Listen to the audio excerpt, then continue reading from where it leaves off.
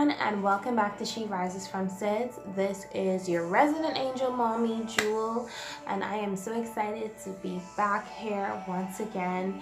This is my first official video for the year 2018.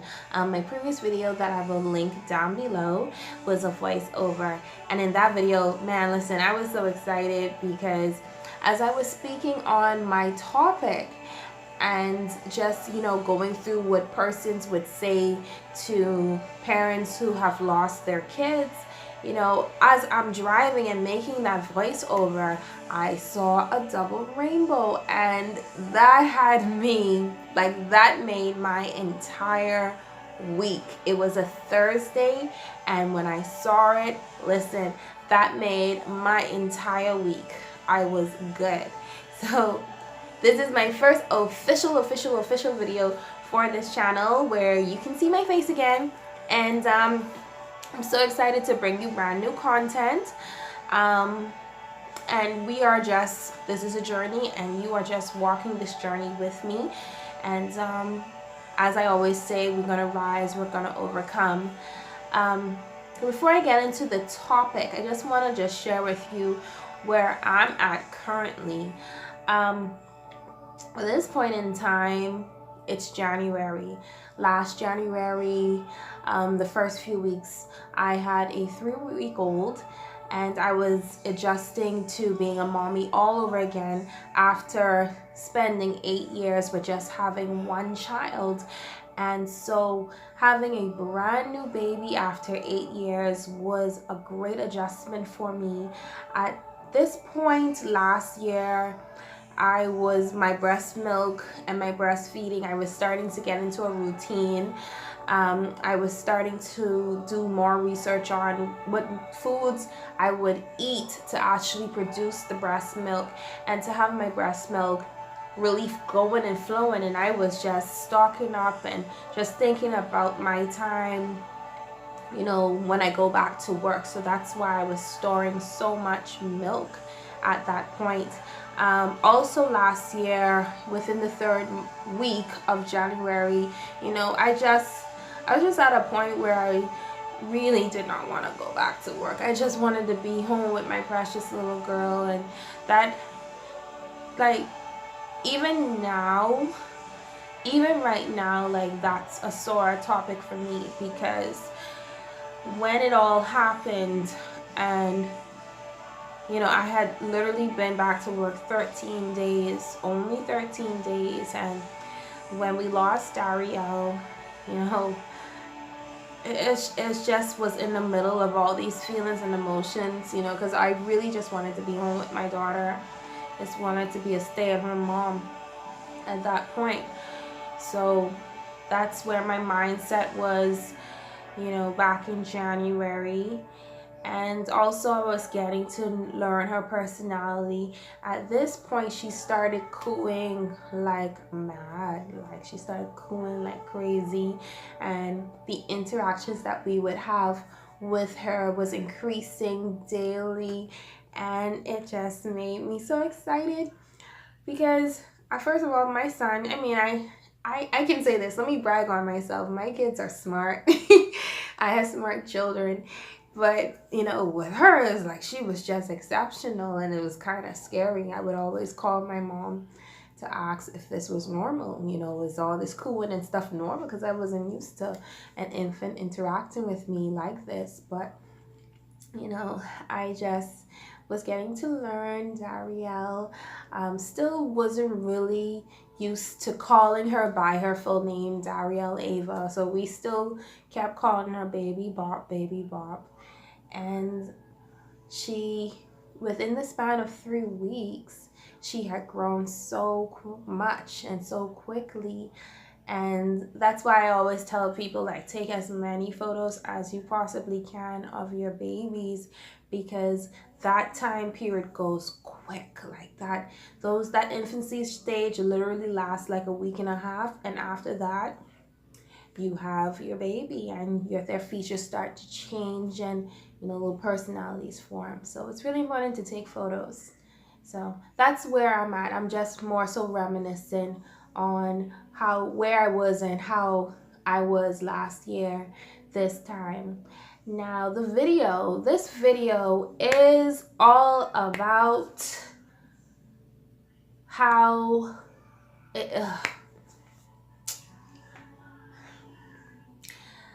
this video, let's talk about this video. This topic that I'm about to talk about is something that I wanted to touch on for the longest of time. And I wanted to talk about it because in the SIDS community, or in the infant loss community as a whole, there is always this discussion of feeling happiness for others. And when I say others, I'm talking about parents who are, just becoming parents for the first time, or becoming moms and dads again, and they're posting their photos of their babies, whereas you have somebody in the infant loss community who has gone through something so tragic and something so dramatic. I keep saying dramatic, traumatic, and it's this thing where you have persons in the infant loss community, they would constantly complain, to many of us, and they would say, I don't know how to be around so and so right now because they just had their baby and I lost mine, or I have a hard time looking at other babies online. I have a hard time celebrating other people with their babies when I've lost mine. I don't have my baby. I can't post my baby. I can't talk about my baby. I can't talk about my milestones anymore. But this individual or these people, they're talking about, how happy they are with their brand new infant. And this is a topic.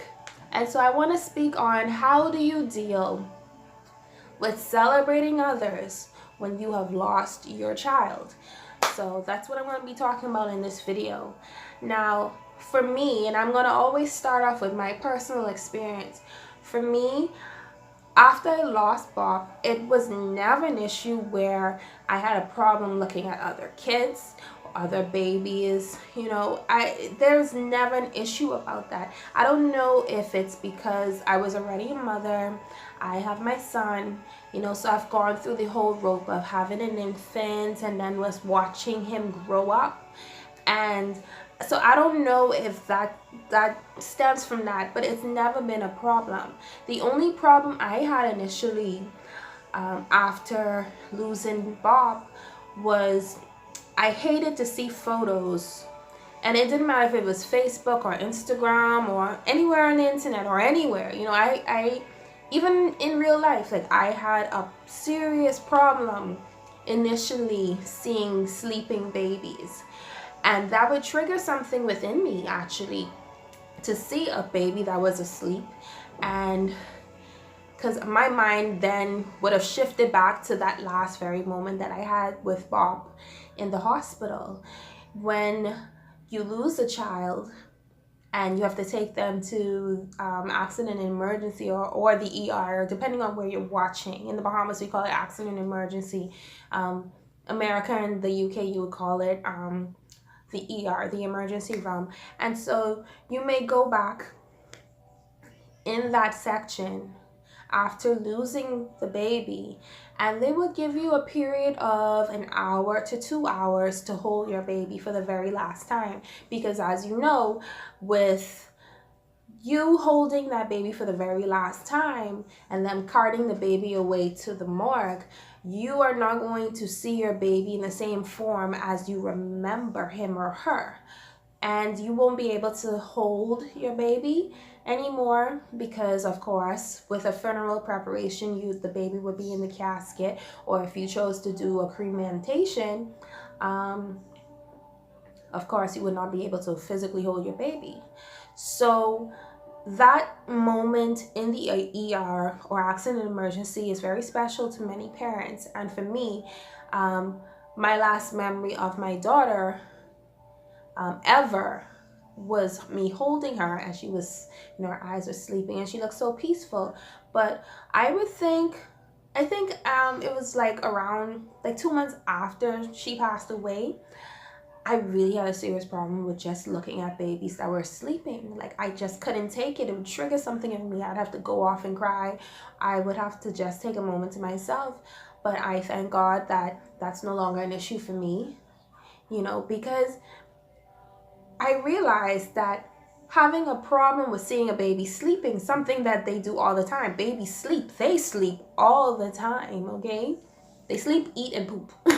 And I realized that was a problem for me because I was then projecting my feelings onto this child or this image. I was projecting how I felt, and my projections of how I felt was actually then causing in my mind, oh God, I hope they're okay, I hope they're okay, or I hope they're okay. And that will drive you crazy, And so personal experience taught me that, thank God I got over that struggle of seeing a sleeping baby, because, I don't want to project my feelings onto somebody else. I don't want to project my fears onto someone else. So I thank God that I got over that. And so what I will say is to parents who, especially moms, because we feel it much more deeply than anyone else, really. And that's not to say that fathers don't feel the loss. That's not to say that at all. What I am saying is, that connection, you and that baby are one. You and that baby are one. You and that baby shared this one body for 9 months. And so you feel it. You literally physically feel it, whereas a father would emotionally feel it. You physically feel it. You not only emotionally, but you physically feel that loss. And so I would say to moms, listen. I know it's hard. It is hard when you see everyone around you pushing the strollers with their infants, their babies. It's hard going into places, parties with children, baby showers, wherever you may have to go, because life is going to move on. It's going to move on. And so you will have to interact with family. You cannot bottle yourself up in a shell. You can't. If you choose not to attend certain events, that's completely up to you. But life still goes on, and you still will have to eventually go into certain situations and scenarios again. Or you will, if you're a social media person, you will have to scroll through your timeline and see certain things and certain images. It's up to you to decide whether this image of this baby or this family enjoying their baby is going to affect you so deeply that you want nothing to do with social media, or you want nothing to do with those individuals in reality. Or you have to decide, I'm going to celebrate in their joy. I'm going to celebrate in their life, because my child is in a better place.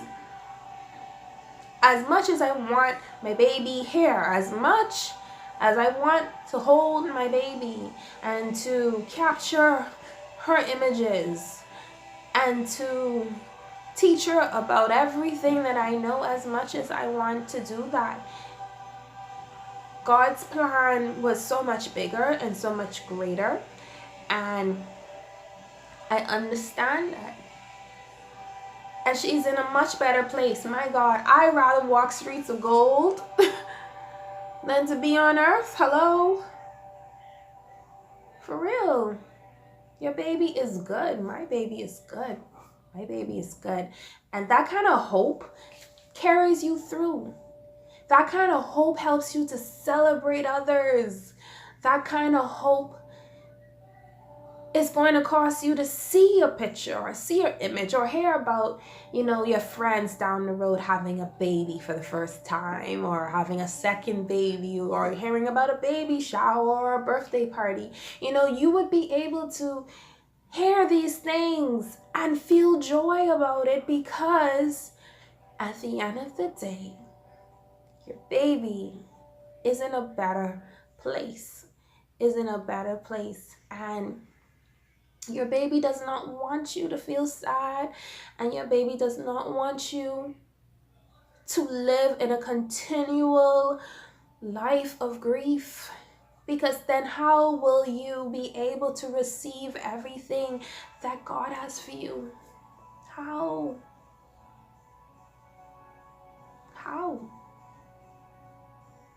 And so it's hard. We live in a world where sharing is I'm thinking about family life. Sharing is caring. Sharing is caring. We share. We want to share our lives. We want to share every aspect of our lives. And we cannot let the things that other people choose to share with us make us feel as if we are somehow not a part of it because of a tragedy that we had to endure. And yes, there are times where there are people, because I've heard of it. I've heard of instances where persons, they would say, well, so and so shared or came by, flaunting. And they flaunted their happiness in my face, knowing of what I went through without considering my feelings.